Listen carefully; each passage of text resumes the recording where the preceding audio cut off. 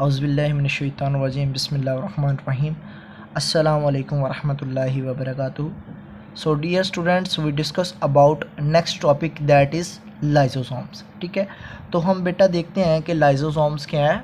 ठीक है, अब हम इसके वर्ड्स को देखते हैं बेटा कि लाइसोसोम में कितने वर्ड्स बन रहे हैं। तो बेसिकली इसमें 2 वर्ड्स हमें दिखने को मिल रहे हैं। ठीक है, तो सबसे पहला बेटा जो वर्ड है वो क्या है, लाइजो है। एंड नंबर 2 हमारे पास क्या है बेटा, वो है सोम्स।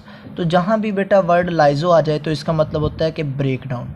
क्या मतलब होता है इसका, ब्रेक डाउन। और इसी तरह सोम्स का मतलब हम प्रीवियस लेक्चर में भी पढ़ चुके हैं, उसका मतलब होता है बॉडीज़। ठीक है, कि ये एक तरह की ब्रेक डाउन करते हैं कोई भी बॉडीज़ हो। ठीक है, बाइट से सेल के अंदर कोई पार्टिकल्स आए तो ये क्या करते हैं, उस बॉडी को उसको ब्रेक डाउन कर देते हैं। क्या करते हैं, उसकी ब्रेक डाउन करते हैं, उसको डाइजेस्ट कर देते हैं। ठीक है, बेसिकली ये एक सेल की ऑर्गेनेलिज है। जैसे ही कोई पार्टिकल्स, फॉरिजन पार्टिकल बेटा सेल के अंदर आता है तो ये इस पर क्या करते हैं, एक स्पेशल टाइप ऑफ एंजाइम इसके पास मौजूद होते हैं। तो ये उस पर एक्ट करते हैं और उसको इनगल्फ करना, उससे डाइजेस्ट करना बेटा शुरू कर देते हैं। ठीक है, तो एक साइंटिस्ट था बेटा जिसका नाम है डेड्यूव। इसने बेटा इसे स्टडी किया था लाइसोसोम। ठीक है, लाइसोसोम को स्टडी किया था एक साइंटिस्ट था डेड्यूव। इसने 1949 में लाइसोसोम को बेटा क्या किया था, डिस्कवर किया था, इसे स्टडी किया था। अच्छा, इसने क्या किया, इसने सेल की फ्रैक्शनेशन की। क्या की इसने, सेल की फ्रैक्शनेशन की। ठीक है, फ्रैक्शनेशन में इसने क्या किया, एक इसने मशीन ली, सेंट्रीफ्यूगल मशीन ली। ठीक है, तो उस पर इसने एक फोर्स अमल करवाई, सेल्स के पार्टिकल्स को उस मशीन के अंदर रखा। तो इसने उस पर एक फ़ोर्स अमल करवाई जिसे आप सेंट्रीफ्यूगल फोर्स कहते हैं। तो उस सेंट्रीफ्यूगल फोर्स से कुछ पार्टिकल जो है वो आपस से सेल के अंदर से बेटा सेपरेट हो गए। ठीक है, तो कुछ इसने कुछ पार्टिकल्स देखे, बैग लाइक स्ट्रक्चर देखे, जिसको इसने बेटा क्या नाम दे दिया, लाइसोसोम का नाम दे दिया। ठीक है, और इसने कहा कि ये बैग लाइक स्ट्रक्चर होता है और इसमें स्पेशल टाइप ऑफ बेटा एंजाइम मौजूद होते हैं। ठीक है, और वही एंजाइम जब किसी भी सबस्ट्रेट पर बेटा एक्ट करते हैं तो उसकी क्या करते हैं, वो डाइजेशन करते हैं, उसे डाइजेस्ट करते हैं और उसमें से जो एनर्जी होती है वो सेल को प्रोवाइड करते हैं। ठीक है, अच्छा इसकी बात करें कि ये क्या है, इसने कंसिस्ट किए होते हैं बेटा हाइड्रोलाइटिक एंजाइम। ठीक है, ये एक बैग पे मुश्तमिल होता है, इसके पास हाइड्रोलाइटिक एंजाइम मौजूद होते हैं। ठीक है, यही हाइड्रोलाइटिक एंजाइम बेटा किस किस पे अमल कर सकते हैं, या तो बेटा वो किसी लिपिड्स पे अमल कर सकते हैं। जैसे ही सेल के अंदर कोई लिपिड्स का मॉलिक्यूल अंदर आता है, ये उसे क्या करते हैं, उस पर एक्ट करते हैं। ठीक है, और उसे डाइजेस्ट करते हैं। इसी तरह कोई प्रोटीन का मॉलिक्यूल आ जाए तो उसे भी क्या करते हैं, ये डाइजेस्ट करते हैं। और बहुत से न्यूक्लिक एसिड पे भी ये क्या करते हैं बेटा, एक्ट करते हैं। ठीक है, तो अगर देखें, ये देखिए एक बैग लाइक स्ट्रक्चर है, इसमें स्पेशल टाइप ऑफ बेटा एंजाइम मौजूद होते हैं जिसे आप हाइड्रोलाइटिक एंजाइम कहते हैं। ठीक है, और ये एक सिंगल ऑर्गेनेलिज है। ठीक है, ये क्या है, एक सिंगल मेम्ब्रेन ऑर्गेनेलिज है। लाइसोसोम क्या है, एक सिंगल मेम्ब्रेन ऑर्गेनेलिज है। ठीक है, अच्छा जी, अब हम देखें कि लाइसोसोम प्रोड्यूस कौन करता है। हमने पढ़ा था कि राइबोसोम्स बेटा जो है हमारा न्यूक्लियस, उसके अंदर जो न्यूक्लियोलस है, ठीक है, डेंस पार्ट जो उसका है न्यूक्लियस के अंदर, वो बेटा क्या करता है, प्रोडक्शन करता है किसकी, राइबोसोम्स की प्रोडक्शन करता है। किसकी प्रोडक्शन करता है, राइबोसोम्स की। ठीक है, अच्छा, अब इन्हीं राइबोसोम्स ने बेटा क्या करना है, लाइसोसोमल एंजाइम प्रोड्यूस करने हैं। क्या करने हैं, लाइसोसोमल एंजाइम प्रोड्यूस करने हैं। अच्छा, लाइसोसोमल एंजाइम बेसिकली एक तरह की प्रोटीन्स ही होती है, स्पेशल टाइप्स ऑफ प्रोटीन्स होती है। ठीक है, अच्छा अब हम बात करें कि राइबोसोम्स की जो फैक्ट्री है वो कौन है, वो बेटा न्यूक्लियोलस है। कौन है, न्यूक्लियोलस, जो सेल के न्यूक्लियस में मौजूद होते हैं। ठीक है, इसी तरह जो प्रोटीन की सिंथेसिस है वो बेटा कौन है, वो है राइबोसोम। ये आपने याद रखना है कि न्यूक्लियस वो किसकी प्रोडक्शन करते हैं, वो राइबोसोम्स की प्रोडक्शन करते हैं, और जो राइबोसोम है वो प्रोटीन की प्रोडक्शन करते हैं। ठीक है, अच्छा अब इसकी टाइप्स की बात करते हैं कि लाइसोसोम जो है ये डिफरेंट टाइप्स के होते हैं। तो हम वन बाय वन इसकी जो है टाइप्स को बेटा डिस्कस करते हैं। सबसे पहले हमारे पास बेटा जो आ रही है आपके पास, वो है प्राइमरी लाइसोसोम। क्या है, प्राइमरी लाइसोसोम। उसके बाद है बेटा सेकेंडरी लाइसोसोम, एंड थर्ड बेटा आपके पास है रेजिडुअल बॉडी, और लास्ट आपके पास है बेटा ऑटोफैगोसोम है। फेगोसोम है। ठीक है, तो प्राइमरी लाइसोसोम की बात करते हैं। हम देखते हैं कि बेटा जैसे ही जो हमारे पास न्यूक्लियोलस है वो राइबोसोम्स की प्रोडक्शन करता है, वही राइबोसोम्स हमें पता है कि प्रोटीन की क्या करता है, सिंथेसिस करते हैं। जैसा कि हमने एंडोप्लाज्मिक रेटिकुलम पढ़ा था, उसमें से कुछ राइबोसोम जो है बेटा वो कंबाइन किए होते हैं, अटैच होते हैं इसके साथ, एंडोप्लाज्मिक रेटिकुलम के साथ। अगर वो अटैच होते हैं तो हम उसे कहते हैं रफ एंडोप्लाज्मिक रेटिकुलम, और कुछ पे राइबोसोम जो है वो फ्रीली प्रेजेंट होते हैं, तो नहीं उस पे यानी कि साथ उसके एंडोप्लाज्मिक रेटिकुलम के साथ नहीं कंबाइन किए होते, तो हम उसे स्मूथ एंडोप्लाज्मिक रेटिकुलम कहते हैं। बहरहाल दोनों का काम है बेटा प्रोटीन की क्या करना, सिंथेसिस करना। अच्छा, जैसे ही प्रोटीन की बेटा क्या होती है, सिंथेसिस होती है, तो उससे प्रोटीन्स की सिंथेसिस, उसकी एंजाइम सेक्रेटरी प्रोडक्ट्स बनाने के लिए उसे एंडोप्लाज्मिक रेटिकुलम से क्या कर देते हैं, खारिज कर देते हैं। अब जब एंडोप्लाज्मिक रेटिकुलम से प्रोटीन की सेक्रीशन खारिज होती है, प्रोटीन के वेसिकल्स बेटा क्या होते हैं, खारिज होते हैं।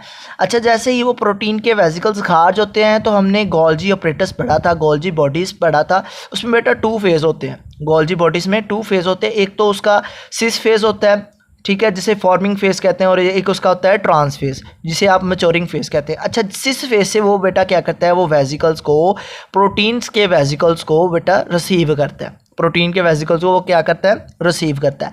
अच्छा, जैसे ही वो रिसीव करता है, वो कार्बोहाइड्रेट्स, लिपिड्स वगैरह वो उस प्रोटीन्स में ऐड करता है और उसको एक तरह का मैन्युफैक्चर करता है, मैन्युफैक्चरिंग करता है किसकी, प्रोटीन्स को और अच्छी क्वालिटी का बनाता है। ठीक है, गोल्जी अपरेटस। ठीक है, अब गोल्जी अपरेटस से जब वो वेसिकल्स ट्रांस फेज से सेक्रीट होते हैं तो हम उसे कहते हैं ट्रांसपोर्ट वेसिकल्स कहते हैं। ठीक है, बेसिकली वो जो वेसिकल्स, प्रोटीन की जो सेक्रीशन वाले वेसिकल्स है वो खार जो हैं, ठीक है, जैसे ही सेल्स में आते हैं तो एक बहुत ही स्पेशल टाइप प्रोटीन्स बन जाती है, वो एक लाइसोसोम एंजाइम बन जाते हैं, लाइसोसोमल एंजाइम बन जाते हैं, और उसके पास एक वाल्व होती है, मेम्ब्रेन होती है, और उसमें वो एंजाइम मौजूद होते हैं। अब वो एंजाइम जो है सेल के अंदर मौजूद होंगे तो हम बेटा उसे क्या कहेंगे, प्राइमरी लाइसोसोम कहेंगे। क्या करेंगे, प्राइमरी लाइसोसोम। अब इसमें बहुत ही हाइड्रोलाइटिक एंजाइम जो है वो प्रेजेंट होंगे। अच्छा, जैसे ही कोई सेल के अंदर बेटा इनगल्फिंग पार्टिकल जो सेल के अंदर जैसे ही कोई फॉरिजन पार्टिकल्स बेटा अंदर आता है, अब सेल के अंदर वो किस तरह आता है, वो एक अलग प्रोसेस है जिसे आप कहते हो एंडोसाइटोसिस है। अब कोई पार्टिकल जब सेल के अंदर आना है, या तो वो बेटा कोई सॉलिड हो सकता है या तो फिर वो कोई लिक्विड पार्टिकल्स होगा। अगर तो बेटा सॉलिड पार्टिकल्स हुआ तो हम उसे कहेंगे कि ये फिगोसाइटोसिस के ज़रिए अंदर आया। अगर वो लिक्विड होगा तो हम उसे क्या कहेंगे, ये पिनोसाइटोसिस से सेल के अंदर आया।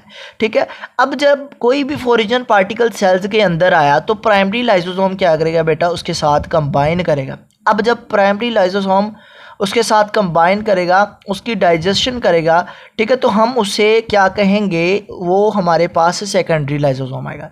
मैंने क्या कहा कि जैसे ही लेट्स सपोज कि ये एक प्राइमरी लाइसोसोम है और बाहर से सेल के अंदर कोई फॉरिजन पार्टिकल्स आया, ये इसके साथ क्या करेगा, कंबाइन करेगा, ठीक है, और इसकी क्या करेगा, डाइजेशन कर देगा। ठीक है, तो ये वाला जो प्राइमरी लाइसोसोम और फॉरिजन पार्टिकल दोनों आपस में जब कंबाइन होंगे तो हम इसे क्या कहेंगे, सेकेंडरी लाइसोसोम कहेंगे। और इसको एक और बेटा नाम भी दिया जाता है जिसे आप कहते हो हेट्रोफैगोसोम भी कहते हो, हेट्रोफैगोसोम भी कहते हो। अब लास्ट थर्ड आपके पास बेटा आता है रेजिडुअल बॉडी। अच्छा, सम टाइम क्या होता है कि जैसे ही कोई पार्टिकल्स बाहर से या फिर फॉरिजन पार्टिकल या फिर सेल का ही कोई पार्टिकल्स हो, हाइड्रोलाइटिक एंजाइम में कोई कह लो कि प्रॉब्लम हो, यानी प्रॉपर तौर पे वो प्रोटीन्स डेवलप ना हुई हो, तो वो जैसे ही कोई पार्टिकल्स के साथ, फॉरिजन पार्टिकल्स के साथ कंबाइन करेगा तो वो एंजाइम प्राइमरी लाइसोसोम उसकी डाइजेशन नहीं करेगा, उसे डाइजेस्ट नहीं करेगा, तो वो एक तरह का उसके अंदर एक वेस्टफुल मटेरियल बन जाता है जिसे आप क्या कहते हो, रेजिडुअल बॉडी कहते हो। क्या कहते हैं, रेजिडुअल बॉडी। जो वेस्टफुल मटेरियल है जिसकी डाइजेशन नहीं हुई तो हम उसे क्या कहेंगे, रेजिडुअल बॉडी कहेंगे। अच्छा, ये रेजिडुअल बॉडी जो है, ये जो अंदर जो पार्टिकल्स की डाइजेशन नहीं हुई बेटा, वो बास टाइम जो है ना हमारे सेल्स के लिए बहुत ही नुकसानदा होती है, तो हमारे सेल्स क्या करते हैं, एक्सोसाइटोसिस के ज़रिए उसे बाहर खारिज कर देते हैं, ठीक है, एक्सपोर्ट कर देते हैं। ठीक है, अच्छा, उसके बाद लास्ट बेटा आपके पास इसकी टाइप्स आती हैं, वो है ऑटोफैगोसोम है। ठीक है, ऑटोफैगोसोम भी एक स्पेशल टाइप लाइसोसोमल के एंजाइम होते हैं। ठीक है, और ये क्या करते हैं, सेल्स जो है अंदर, जो सेल्स के अंदर कुछ पार्टिकल्स होते हैं जैसा कि माइटोकॉन्ड्रिया है या फिर कोई और ऑर्गेनेलिज है, ठीक है, वो बाज़ टाइम जो है वो सेल्स को एनर्जी नहीं मिलती, तो सेल्स अपने ऑटोफैगोसोम्स के ज़रिए, कुछ एंजाइम्स के ज़रिए उसे इनगल्फ करना, उसे खाना, उसे ईट करना क्या कर देता है बेटा, शुरू कर देता है। और इस प्रोसेस को हम एक अलग नाम देते हैं जिसे आप ऑटोफैगी भी कहते हैं, ठीक है। अब हम इसके स्ट्रक्चर को बेटा स्टडी करते हैं कि प्राइमरी लाइसोसोम में अगर हम लाइसोसोम में इसकी हमने टाइप्स पढ़ी है, तो ये देखें कि सबसे पहले कोई भी एक प्रोटीन्स का जो वेसिकल्स है वो खारिज हुआ है, जैसे ही कोई बाहर से फॉरिजन पार्टिकल्स अंदर आएगा ये तो बेटा उसके साथ क्या करेगा, कंबाइन करेगा। ये जो पहले वाला जो एंजाइम का जो वेसिकल्स होगा तो हम इसे कहेंगे प्राइमरी लाइसोसोम। जब ये किसी भी फॉरिजन पार्टिकल के साथ बेटा कंबाइन करेगा तो हम इसे क्या कहेंगे, सेकेंडरी लाइसोसोम कहेंगे। अच्छा, हमने कहा ये फॉरिजन पार्टिकल बेटा या तो सॉलिड हो सकता है या फिर क्या हो सकता है, लिक्विड हो सकता है। अगर तो लिक्विड है बेटा आप इसे क्या कहेंगे, पिनोसाइटोसिस के जरिए अंदर आए, और अगर सॉलिड होगा तो ये फेगोसाइटोसिस है, ठीक है। अच्छा जी, तो बाज़ टाइम क्या होता है कि कोई भी फॉरिजन पार्टिकल या सेल के अंदर भी कोई पार्टिकल्स है उसकी डाइजेशन नहीं हुई, ठीक है, तो एक वेस्टफुल मटेरियल बन जाता है जिसे आप क्या कहते हैं, रेजिडुअल बॉडी कहते हैं। क्या कहते हैं, रेजिडुअल बॉडी। अच्छा, सम टाइम ऐसे होता है कि जो आपके सेल्स के अंदर पार्टिकल्स है, जैसा कि माइटोकॉन्ड्रिया या कोई और ऑर्गेनेलिज है, कोई फॉरिजन पार्टिकल्स आया है, ठीक है, तो या फिर सेल्स के अंदर ही जो ऑर्गेनेलिज है, जो लाइसोसोमल एंजाइम होते हैं या फिर प्राइमरी लाइसोसोम है, वो क्या करते हैं, सेल के ही पार्ट खाना शुरू कर देते हैं, ऑर्गेनेलिज खाना शुरू कर देते हैं। अच्छा, ये क्यों खाते हैं, या तो सेल्स के अंदर कोई प्रॉब्लम आ जाए तब उसे कह लो कि ये एंजाइम खाना शुरू कर देते हैं, उसकी इनगल्फिंग करना, उसकी डाइजेशन करना शुरू कर देते हैं, या फिर कह लो कि जब इसे बाहर से एनर्जी ना मिले स्टारवेशन के दौरान, ठीक है, तो ये क्या करते हैं, उसे खाना शुरू करते हैं। इसको हम कहते हैं ऑटोफैगी कहते हैं। क्या कहते हैं, ऑटोफैगी कहते हैं, ठीक है।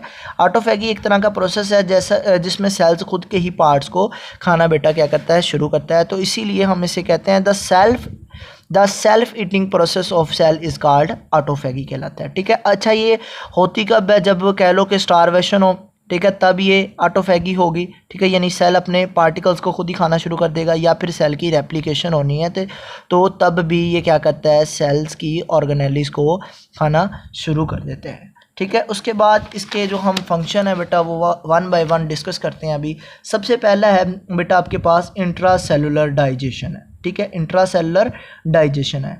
इंट्रासेलुलर डाइजेशन से मुराद यही है कि जैसे ही कोई फॉरिजन पार्टिकल बेटा सेल के अंदर आता है तो ये क्या करता है, उस पर प्राइमरी लाइसोसोम एक्ट करते हैं उस पर, तो वो उसे क्या करता है, डाइजेस्ट करना शुरू कर देता है, और इस तरह वो एक डाइजेस्ट हो जाता है पार्टिकल, ठीक है। अच्छा, उसके बाद बेटा इसका सेकंड है rule in the defence of body, ठीक है, अगेंस्ट इन्वेटर। अच्छा, इन्वेटर होता है कि बाहर से अगर कोई आपको हमला करे, ठीक है, आपकी बॉडी में जाके, जैसा कि माइक्रो ऑर्गेनिज्म, बैक्टीरिया वगैरह हमारी बॉडी में जाते हैं तो हमारे बॉडी को सिग्नल्स मिलता है कि ये माइक्रो ऑर्गेनिज्म या बैक्टीरिया हमारे लिए क्या है, नुकसानदायक, ठीक है।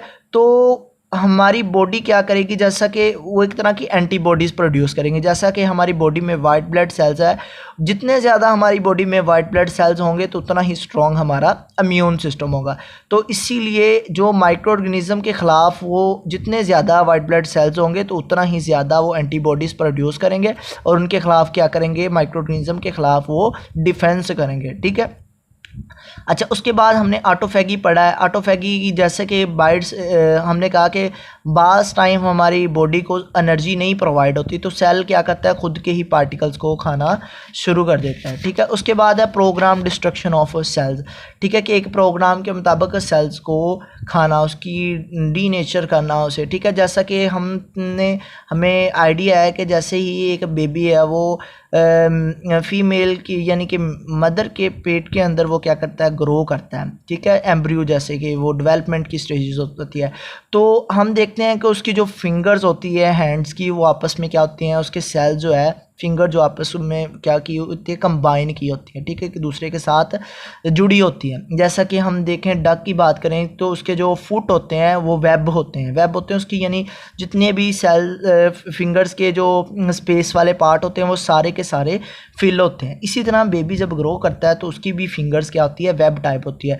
तो कुछ एंजाइम लाइसोसोम उस पर एक्ट करते हैं तो उसको क्या करते हैं, फिंगर्स को सेपरेट कर देते हैं, ठीक है। तो इसे हम क्या कहते हैं, प्रोग्राम डिस्ट्रक्शन ऑफ सेल कहते हैं। अच्छा, बास टाइम बेटा ऐसे होता है कि जो हमने पढ़ा है कि लाइसोसोमल एंजाइम जो है वो गोल्जी बॉडीज़ भी प्रोड्यूस करती है, तो उसमें से खारिज होती है, तो उसमें ना कह लो कि डिस्टर्बेंस हो जाती है हाइड्रोलिटिक एंजाइम की, ठीक है। तो उसी की वजह से कुछ डिजीज़ बेटा प्रोड्यूस हो जाती है। तो उसमें से हम सबसे पहले जो पढ़ रहे हैं वो बेटा है पॉम्स डिजीज़। पॉम डिजीज़ अक्सर औकात वो क्या करती है, लिवर को आपके डैमेज कर देती है, ठीक है। अच्छा, ये क्यों होती है, अकामुलेशन हो जाती है इसमें बेटा, जमा होना शुरू हो जाता है क्या बेटा, ग्लाइकोजन, ठीक है।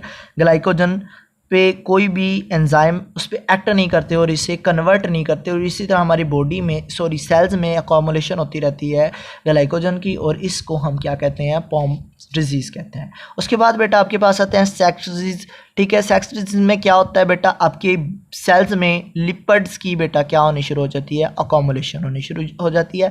अच्छा, ये लिपिड्स कन्वर्ट नहीं हो पाते बेटा कार्बोहाइड्रेट्स में, ठीक है, और हमें एनर्जी भी नहीं मिलती, इसकी वजह यही है कि ये क्यों नहीं कन्वर्ट होते, क्योंकि एंजाइम जो है वो बेटा क्या होते हैं, मिसिंग होते हैं, ठीक है।